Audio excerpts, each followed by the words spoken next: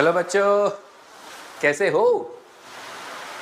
आज आपके सामने मैं एक बहुत इम्पॉर्टेंट एस्पेक्ट लेके आ रहा हूँ जो कि बड़ा इम्पॉर्टेंट है आपकी, अगर मैं बोलूँ फिज़िक्स के लिए, ठीक है, आपकी एडवांस के लिए, आपकी केमिस्ट्री के लिए, आपकी नॉलेज के लिए और आपकी एक क्वांटम फिज़िक्स की अंडरस्टैंडिंग के लिए। चीज़ छोटी है बट बच्चों को बहुत कुछ उसके बारे में गलत पता है, या कह सकते हो थोड़ा सा मिसगाइडेड है ना। सुनिए, मैं आज आपके सामने ला रहा हूँ जो डुअल नेचर ऑफ, बोलते हैं ना, डुअल नेचर ऑफ मैटर। आप कहोगे सर ये तो मैंने पढ़ा हुआ है ना, ये तो पढ़ा हुआ है सर, ये तो बहुत अच्छे से मैं जानता हूँ कि डी ब्रॉगली जी लेके आए थे dual nature of matter.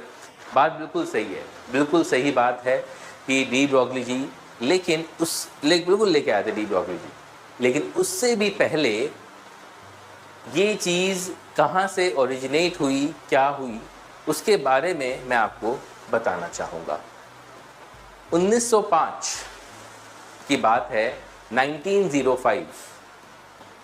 Einstein जी ने, एल्बर्ट आइंस्टाइन उन्होंने ऑब्जर्व किया कि भाई जो फोटो इलेक्ट्रिक इफेक्ट, जो आपने मेरे सामने देखा भी था, जो मैंने आपको समझाया भी था, कि फोटो इलेक्ट्रिक फिनोमिना में लाइट जो है they are behaving like a particle nature, जबकि उस समय तक लाइट को ये माना गया कि वो उसके अंदर कौन सी नेचर है, just and just wave nature है।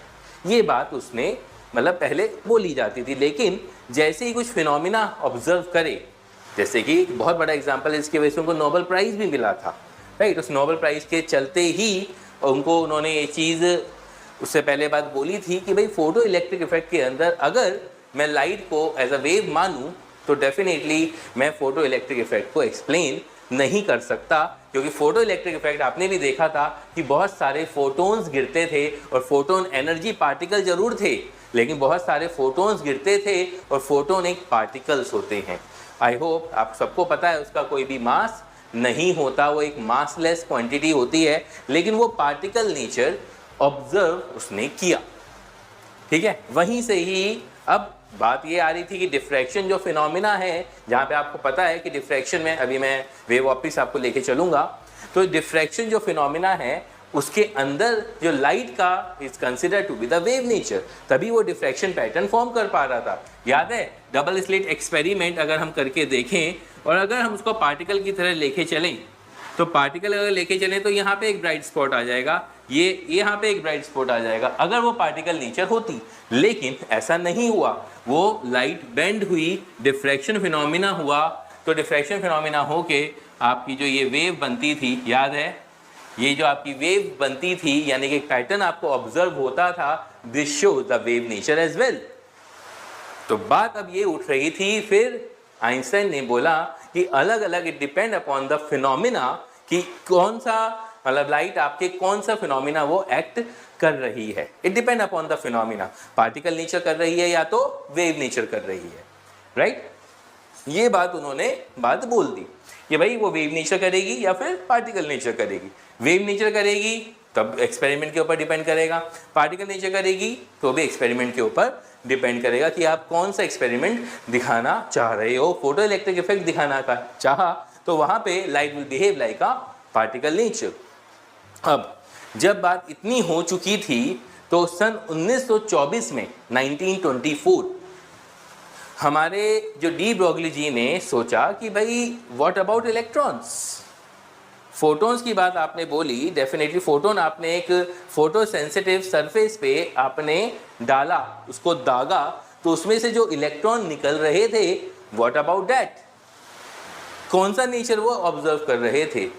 अब अगर उनका कहना है वो हमें पार्टिकल की तरह नज़र आते हैं, तो डेफिनेटली उसने सोचा या उसने रखा कि भाई वो तो वेव नेचर भी होने चाहिए। फिर उस हिसाब से अगर कोई वेव नेचर पार्टिकल की तरह बिहेव कर पा रहा है, लाइट एक वेव नेचर थी अभी तक, जो वेव नेचर की थी वो पार्टिकल की तरह बिहेव कर पा रही है, लेकिन एट द सेम टाइम हमारे जो डी ब्रॉगली जी ने कहा कि भाई फिर तो वो दूसरे नेचर की तरह भी ऑब्जर्व करना चाहिए, उसे होना चाहिए ना होना चाहिए कि भाई अगर वो पार्टिकल की तरह उसको इलेक्ट्रॉन को दिख रहा है, देखते थे ना, इलेक्ट्रॉन जाता था, राइट, यहाँ फोटोन डालते थे, इलेक्ट्रॉन इजेक्ट होता था, याद है? मैंने वीडियो 8 में भी बता रखा आपको, आपका फोटो इलेक्ट्रिक इफेक्ट वाला जो भी है।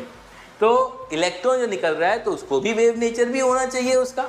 तो यहाँ आके उसने प्रपोजल रखा कि भाई कोई भी मैटर हो, क्योंकि इलेक्ट्रॉन का तो मास होता है ना, तो फिर उसने ये पूरा जनरलाइज किया और एक दो एक्सपेरिमेंट और करके देखे, ऑब्जर्व करे कि यस, कोई भी मैटर है उसके दो दो नेचर पॉसिबल हैं, पार्टिकल नेचर भी और वेव नेचर भी।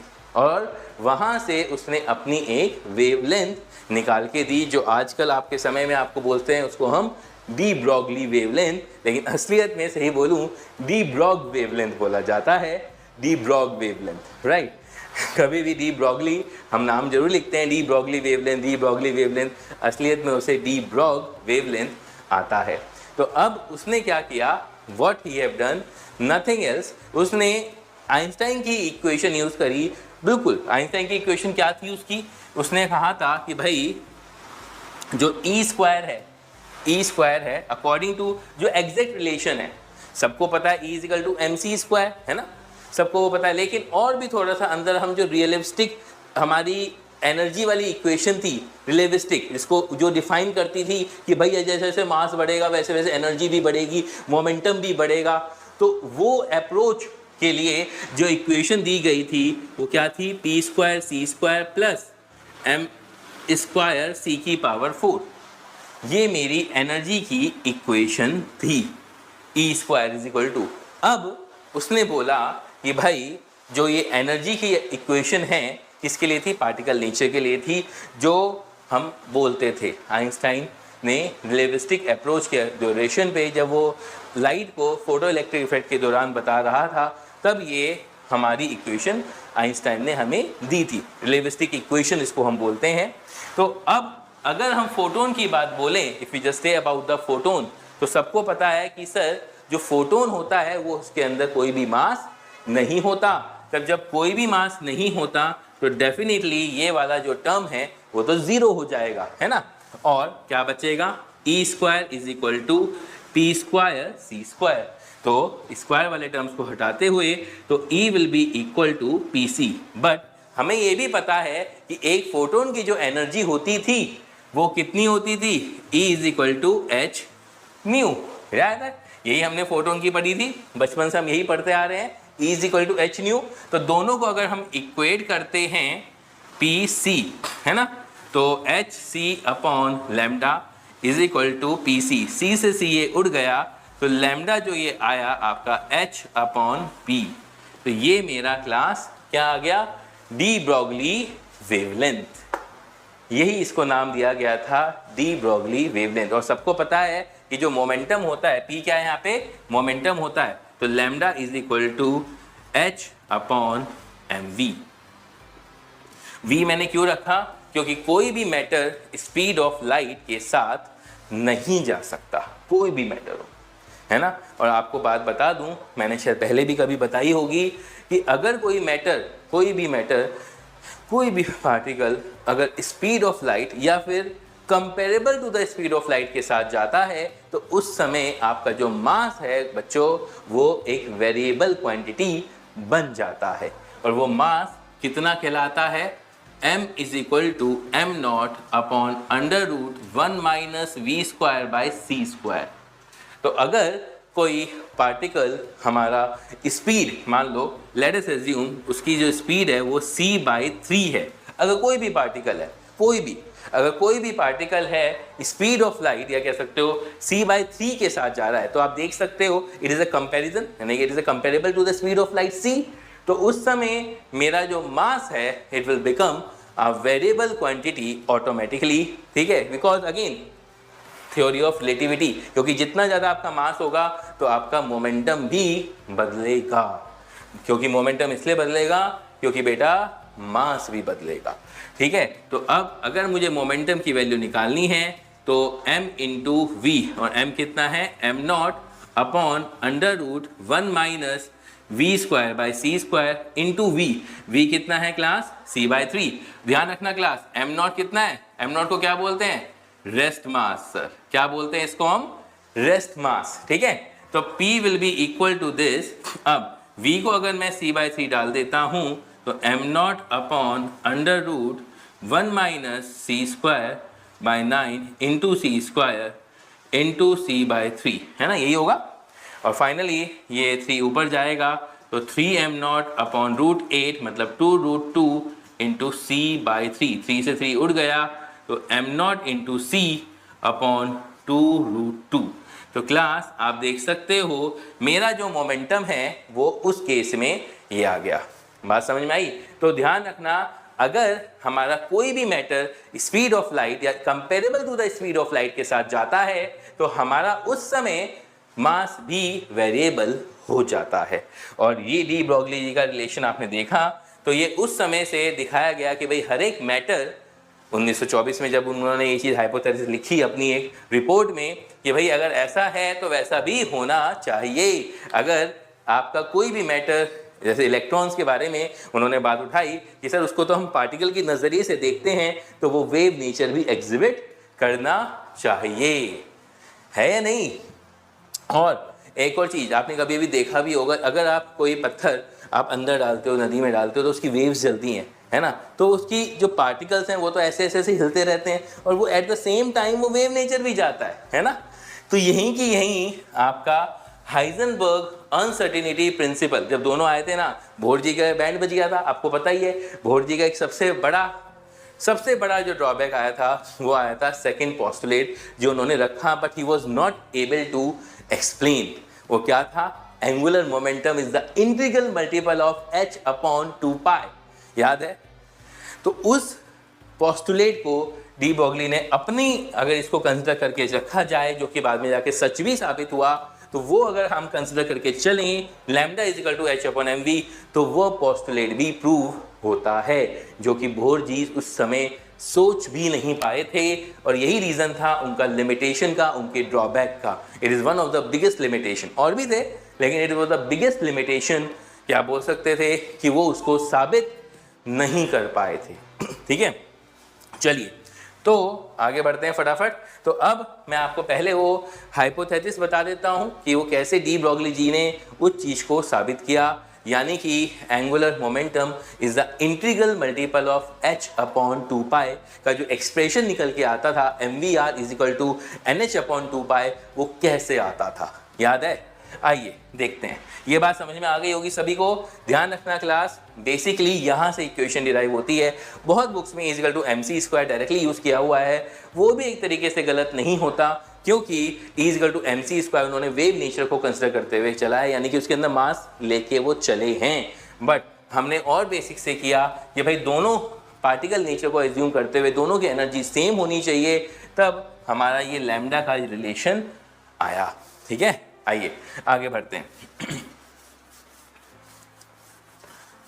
अब अगर हम बात करें वो हुआ कैसे, है ना, लेट्स सी। हमें ये पता है इलेक्ट्रॉन जो है वो एक सर्टेन ऑर्बिट में घूमता है नहीं घूमता है? बिल्कुल घूमता है सर, एक सर्टेन ऑर्बिट में वो घूमता है ना। जब वो एक सर्टेन ऑर्बिट में घूमता है कंटिन्यूसली, है ना, कोई भी जो इलेक्ट्रॉन है वो एक सर्टेन ऑर्बिट में घूमता है, मानते हो, है ना? बिल्कुल मानते हैं सर। अच्छा, अब डेफिनेटली डी ब्रॉगली के अकॉर्डिंगली वो एक वेव नेचर भी एग्जिबिट कर रहा है नहीं कर रहा है ना, ये कर रहा है ना। अब अगर इस पार्टिकल को या किस इलेक्ट्रॉन को पूरा कंप्लीट एक सर्कल को सर्कमस्क्राइब करना है पूरा ढंग से, है ना। और हाँ, एक और चीज़, अब हमें तो नहीं पता कि कितनी वेव्स यहाँ पे उसने सर्कमस्क्राइब की, वी डोंट नो, राइट। एक वेव की आपको पता है वेवलेंथ कितनी होती है, लैम्डा होती है ना। कितनी वेव्स गई सर? n लैम्डा गई। और अगर इस वेव को, इस सर्कल को अच्छे से सर्कमस्क्राइब करना है, अच्छे से, है ना, अच्छे से सर्कमस्क्राइब अगर करना है तो definitely that should be equal to 2πr, that should be equal to 2πr। तो अगर हाइपोथेसिस को माने तो लैम्डा इज इक्वल टू क्या होता है? h upon mv which is equal to 2πr। तो हो गया सर लो proof, nh upon 2π is equal to MVR हो गया, हेंस प्रूफ सर। भाई इस बात समझ में आई? तो ये मेरी गुरुजी पिक्चर है। क्लियर आया? चलिए, ये यहाँ तक तुम्हारी बात समझ में आ गई। अभी आपको मैं 2 मिनट में ही बताता हूँ इनके अलग अलग रिलेशनशिप, और फिर हाइजेनबर्ग का भी हम सिनेरियो पिक्चर लेके आएंगे, क्योंकि इसके रिलेशनशिप से बहुत सारे क्वेश्चन सॉल्व होते हैं क्लास, बहुत सारे कॉन्सेप्ट भी क्लियर होते हैं द क्वांटम मैकेनिक्स। ठीक है? हाँ भाई, तो मैं आपको बता रहा था lambda is equal to H/mv, ये भी हमने साबित कर लिया कि कैसे डी ब्रॉगली जी ने उस चीज़ को प्रूव किया। अब बिल्कुल सिंपल सी बात, ज़्यादा कॉम्प्लेक्स नहीं बात करनी। अब यहाँ से मैं आपको पता है भाई V की वैल्यू क्या होती है, काइनेटिक एनर्जी के साथ कैसे उसके रिश्ते आते हैं। अब अलग अलग जो रिश्ते हैं ना वो हम देखेंगे, क्योंकि वही एट द एंड हमें काम आने वाले हैं अपने क्वेश्चंस में। बट मैंने आज आपको कॉन्सेप्ट जो सिखाया है वो बहुत ज़रूरी था, क्योंकि जानना ज़रूरी था कि डी ब्रॉगली का कैसे क्या हुआ। लोगों को बस डी ब्रॉगली वेवलेंथ याद रहती है, लेकिन क्या कैसे हुआ, वो वहाँ से आया, कहाँ से आया, क्या सोचा गया, वो बताना आपको जानना ज़रूरी था। चलिए, तो अब आ जाओ आगे। तो lambda is equal to H/mv आ गया है, और सबको पता है, गली के बच्चे को पता है काइनेटिक एनर्जी कितनी होती है, हाफ mv² होती है नहीं होती है। अब जब काइनेटिक एनर्जी हाफ mv² है, तो क्लास में काइनेटिक एनर्जी को एक काम करूँ क्या, आपकी अगर आज्ञा हो तो ई के लिख रहा हूँ, ठीक है, ताकि थोड़ा सा बार बार लिखने की ज़रूरत ना पड़े। तो 2E/m है ना, 2E/m is equal to v²। तो v की वैल्यू आ गई √2EK/m। ध्यान रखना k आपका सब्सक्रिप्ट में है। ये v की वैल्यू मैं यहाँ डाल सकता हूँ, क्योंकि डी ब्रॉगली जी का कहना था कि एवरी मैटर क्या होता है, विच है the weight and occupy space. तो lambda is equal to H/m v कितना है, ट्वाइस ऑफ EK/√m। तो H/√2m EK, तो ये मेरा लैम्डा हो गया। सही है, ये मेरा लैम्डा हो गया। Lambda is equal to H/√2m EK। ये बड़ा इंपॉर्टेंट रिलेशन है क्लास, हमारे काफ़ी क्वेश्चंस में ये हमें बहुत हेल्प करने वाला है। Even this also which I taught you today. तो ये भी क्वेश्चन बात काफ़ी बढ़िया है। ठीक है, ये रिलेशनशिप हमारे समझ में आई, बात समझ में आ गई? ओके बॉस, अब हम आगे की बात करते हैं क्विकली। अब यहीं से याद करिए, अपनी 10वीं के दिन हमने एक शब्द सीखा था, और आपके 12th में भी आने वाला है, वो है पोटेंशियल। इलेक्ट्रिसिटी का जो पहला वाला चैप्टर था। तो पोटेंशियल क्या है? पोटेंशियल क्या होता है? The amount of work done, बता चुका हूँ बहुत बार, the amount of work done in bringing unit positive charge from infinity to a point is known as its potential. The amount of work done in bringing unit positive charge from infinity to a point is known as its potential. गुरुजी ध्यान रखना। अब तो यानी कि potential कितना हो गया sir? Work done upon Q. तो वर्क डन को मैं एनर्जी लिख सकता हूं, सबको मेरा हक है भाई। एनर्जी क्या होता है? Ability to do work. तो ये मेरा पोटेंशियल हो गया। तो E के is equal to q into v हो गया। अभी E के की वैल्यू मैं यहाँ डाल देता हूँ। तो lambda is equal to H/√2m QV। ये मेरा लैम्डा और वोल्टेज यानी कि पोटेंशियल के बीच में एक रिश्ता आ गया, ये रिश्ता जो कहलाता है। ठीक है, चलिए अब कहानी को आगे बढ़ाते हैं। ये रब कर रहा हूँ। अब हम बात करते हैं बच्चों, ये रिलेशन आ गया। एक चीज़ जो तुम्हारे कंपटीशन के लिए बड़ी काम की चीज़ है, क्या है? अगर मैं यहाँ पे मास ऑफ द इलेक्ट्रॉन डाल दूँ, मास ऑफ द इलेक्ट्रॉन सबको पता है कितना है, 9.1 इंटू 10⁻³ kg है ना। चार्ज ऑफ इलेक्ट्रॉन डाल दूँ, सबको पता है 1.6 इंटू 10⁻⁻19 कूलम। और वोल्टेज या जो भी H की वैल्यू डाल दूँ 6.64 इंटू, वो भी प्लैंक्स कांस्टेंट है ना।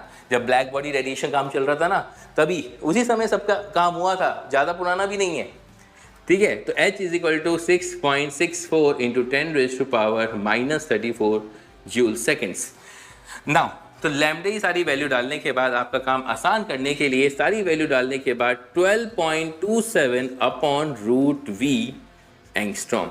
तो यहाँ से हमें समझ में आ जाता है कि it is inversely proportional to root v, मतलब एक तरीके से inversely proportional to root v आ रहा है, वी के लिए इन्वर्सली प्रोपोर्शनल है। या फिर आप इसको ऐसे भी बोल सकते हो, अगर वाई एक्सिस पे मेरा लैम्डा है, एक्स एक्सिस पे 1/√v है, तो उसके लिए डायरेक्टली प्रोपोर्शनल हो गया। बट अगर मैं यही चीज़ इन्वर्सली की बात करूं तो लैम्डा इज इक्वल टू कितना आएगा क्लास?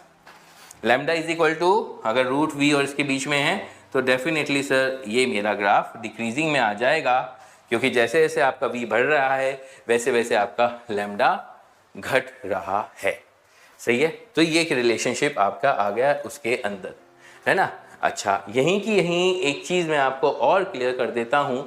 ये तो हो गया लैम्डा ऑफ इलेक्ट्रॉन की बात, है ना।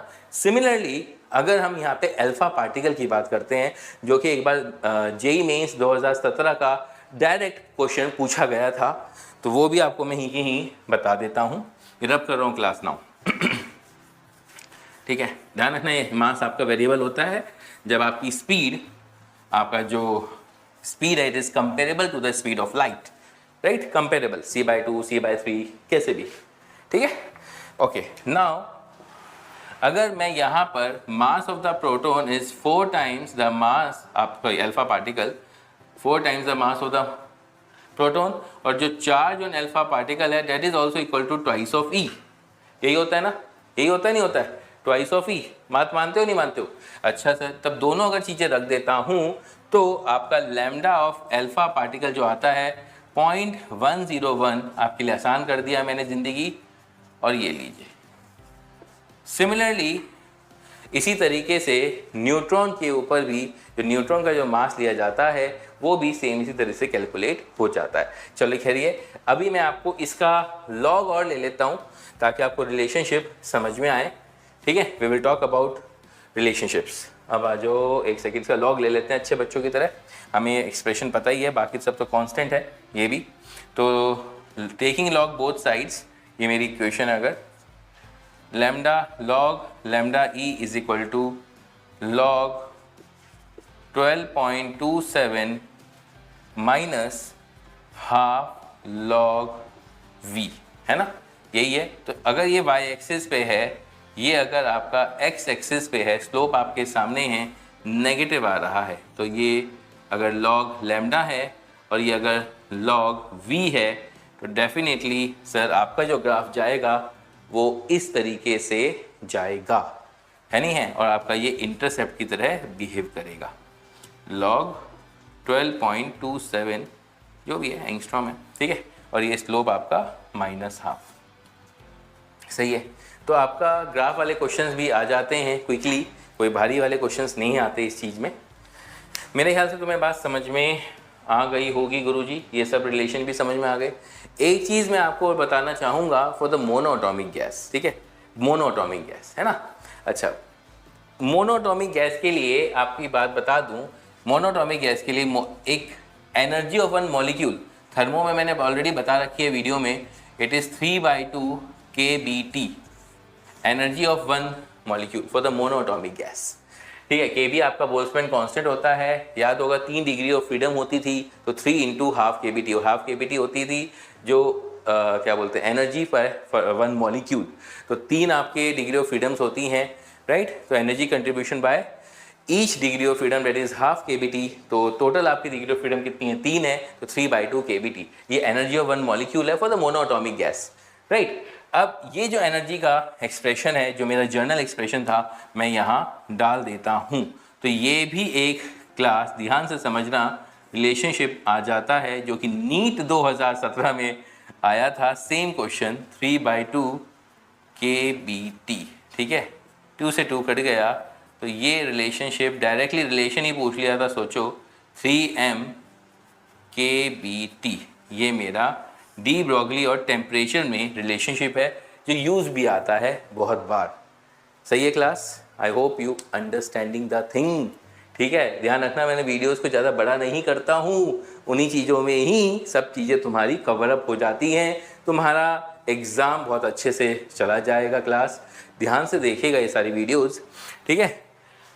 तो एक और चीज आपको बता दूं, for the non relativistic particles के लिए, अगर हम बात करते हैं रिलेविस्टिक नहीं, non relativistic particle, right, non relativistic particle के लिए एनर्जी और मोमेंटम में एक रिलेशन हुआ करता था p²/2m। पता ना कैसे आता था? हाफ mv² से ही है, ऐसा नहीं है कि कहीं और से आया है। m को ऊपर नीचे मल्टीप्लाई एंड डिवाइड कर देना तो p² और ये 2m। तो जो काइनेटिक एनर्जी का एक्सप्रेशन है तो that is equal to p²/2m, right. ये आपका नॉन रिलेविस्टिक पार्टिकल के लिए आपकी एनर्जी निकलती थी। ये भी हमारा रिलेशन बहुत काम का रहता है। Again clear? I hope you are getting understanding the thing. बात समझ में आ रही है? क्लास क्लियर हो रही है अच्छे से, है ना? गुड। अभी हम थोड़ा सा और एक चीज़ और देखनी है जिसके अंदर हम हाइजेनबर्ग अनसर्टेनिटी प्रिंसिपल भी देखेंगे। डेफिनेटली उसको भी हमें देखना है, उसको भी हमें परखना है, क्योंकि साथ में ही डी ब्रोगली जी का बिल्कुल बहुत मस्त कहते हैं ना साथ देने के लिए बहुत बढ़िया तरीके से हाइजेनबर्ग ने बहती गंगा में हाथ धोया था कि भाई बोर जी का इतना बड़ा ड्रॉबैक था, तो उसने यही बोला you can not determine the exact position और momentum at a same time, कभी भी। ठीक है, तो हाइजेनबर्ग के ऊपर भी हम स्टडी करेंगे अभी। हाँ भाई बच्चों, तो जैसे कि मैं आपके सामने बात कर रहा था रिगार्डिंग किसके लिए, फॉर द डुअल नेचर, हमारी बात डुअल नेचर की चल रही थी, तो तभी मैंने आपको बोला था हाइजेनबर्ग जी भी आए थे और उन्होंने कहते ना बहती गंगा में हाथ धो लिए थे भाई। ठीक है, कहते ना डुअल नेचर की बात तो चल रही थी, दो नेचर की बात चल रही थी, पार्टिकल नेचर, वेव नेचर। तो हाइजेनबर्ग जी भी आए, लेकिन वो सिर्फ और सिर्फ एप्लीकेबल हुए बच्चों इसके लिए माइक्रोस्कोपिक ऑब्जेक्ट के लिए। ऐसा नहीं है कि वो वैलिड नहीं थे माइक्रोस्कोपिक के लिए, सिर्फ माइक्रोस्कोपिक के लिए वैलिड थे, लेकिन ऑलमोस्ट उसका जो इफेक्ट है for the microscopic object it is negligible, बिल्कुल ऑलमोस्ट नेग्लिजिबल था। अब आप कहोगे सिर्फ हाइजेनबर्ग ये अनसर्टेनिटी प्रिंसिपल था क्या? तभी तो सर समझेंगे कि है क्या। बिल्कुल, क्या होता है हाइजेनबर्ग अनसर्टेनिटी प्रिंसिपल में क्या बोलता है, you can not determine the exact position और momentum at the same time. You cannot determine the exact position or momentum at the same time. दोनों एक टाइम पे वैलिड नहीं हो सकते। फॉर एग्जाम्पल, अगर मैं भाग रहा हूँ, इफ आई एम रनिंग, है ना, तब भाग रहा हूँ, एक्सरसाइज हो जाएगी। तो अगर मैं भाग रहा हूँ तो क्या तुम मेरी इस समय पोजीशन बता सकते हो? क्या मेरी वेलोसिटी बता सकते हो?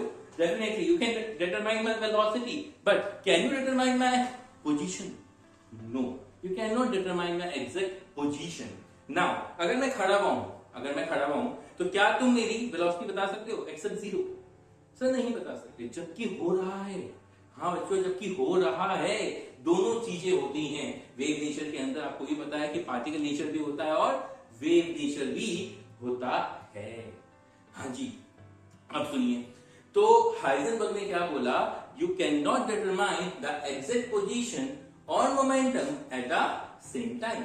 दोनों हमारा सेम टाइम में पॉसिबल नहीं है। सही है, दोनों हमारा सेम टाइम में पॉसिबल नहीं है। तो उसने बोला delta x into delta p, यानी कि मोड भी अगर ले लो, greater than equal to h/4π, right, h/4π। ये it is one of the statement, आप बोल सकते हो, फॉर द डी ब्रोगली जी या फिर हाइजेनबर्ग। ठीक है, but one of the statement is Heisenberg है। अब डेल्टा x क्या है सर?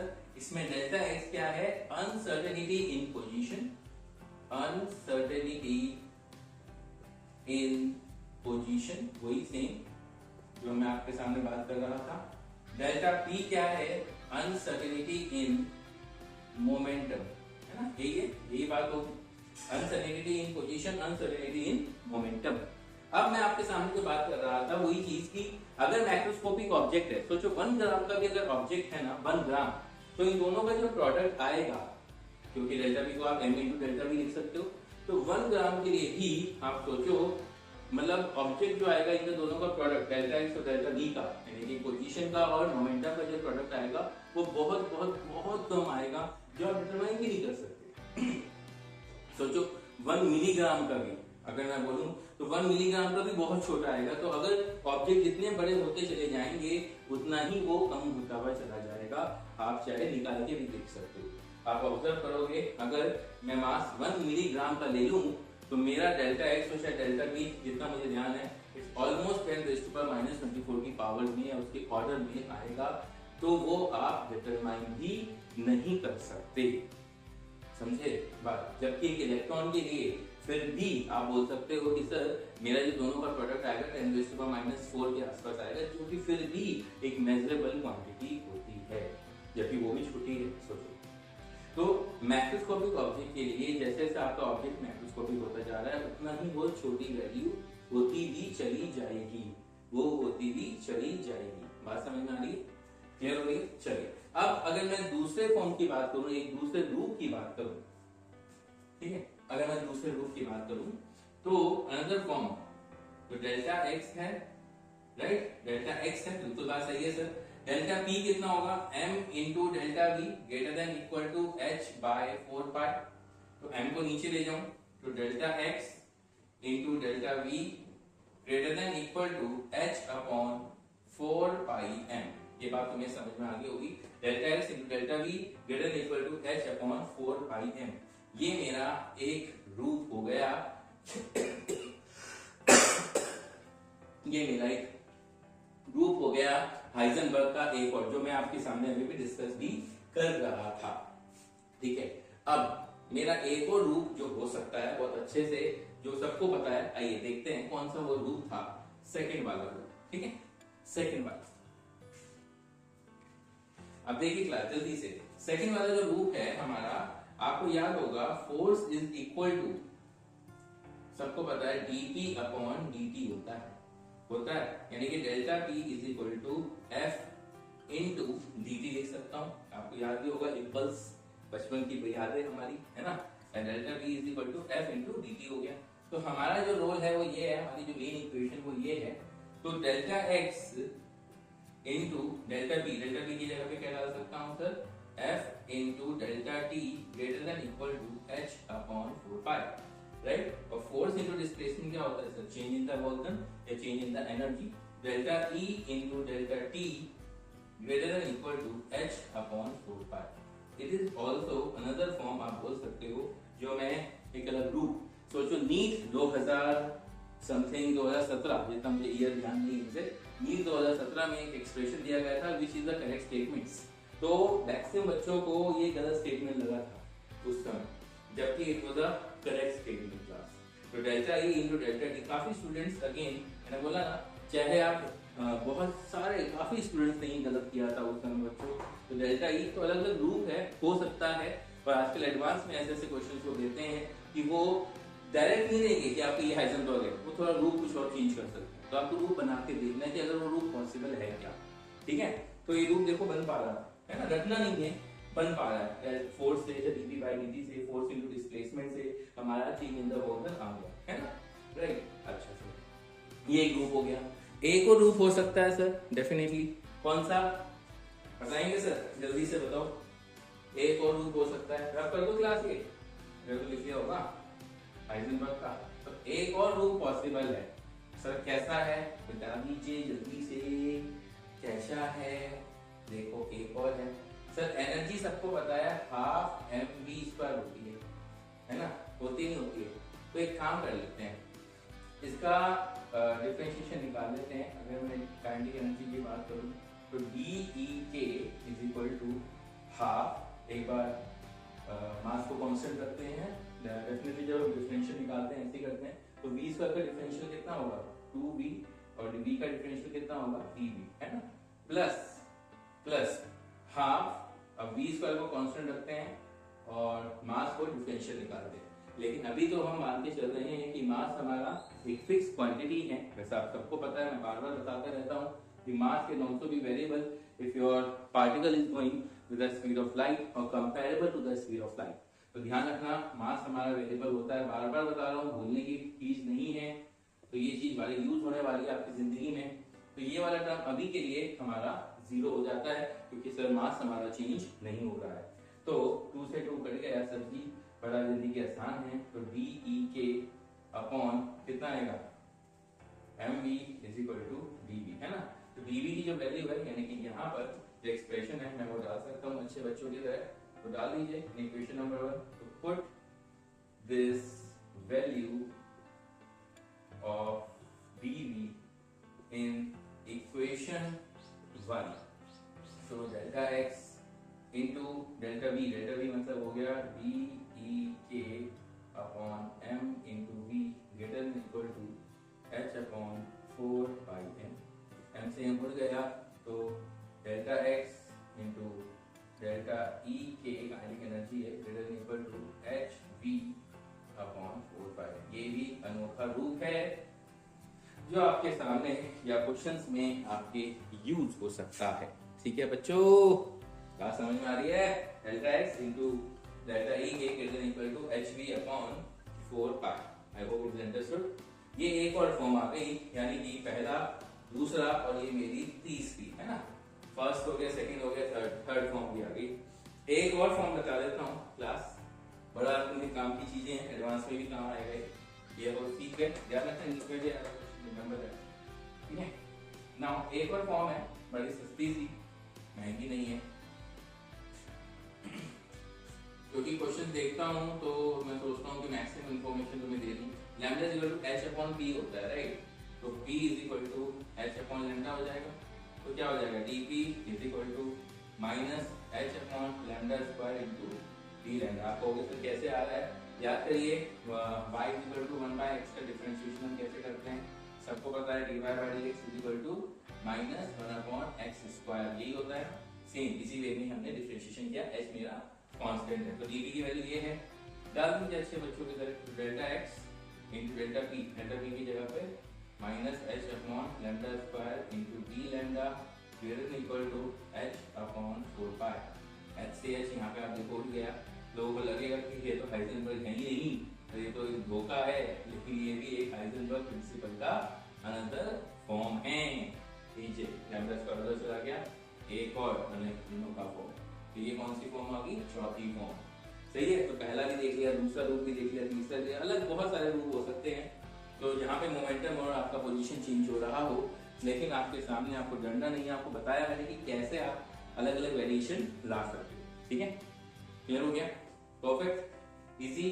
ठीक है, तो अब क्लास यहाँ पे मैं आपकी क्लास रोकता हूँ ये वाली। ठीक है, आपने काफी कुछ सीख लिया इस लेक्चर में मेरे ख्याल से।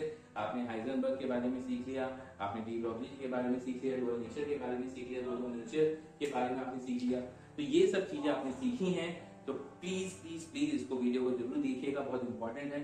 और अच्छे लगे तो लाइक करिए, सब्सक्राइब एंड शेयर तो जरूर करिए, बच्चों को बहुत बहुत हेल्प लगेगी गारंटी के साथ। ठीक है, और कोई डाउट हो तो प्लीज कमेंट सेक्शन में भी कमेंट करते रहिए, मैं रिप्लाई करता हूँ। राइट, सीखते रहिए, करते रहिए, इसी के साथ। Thank you.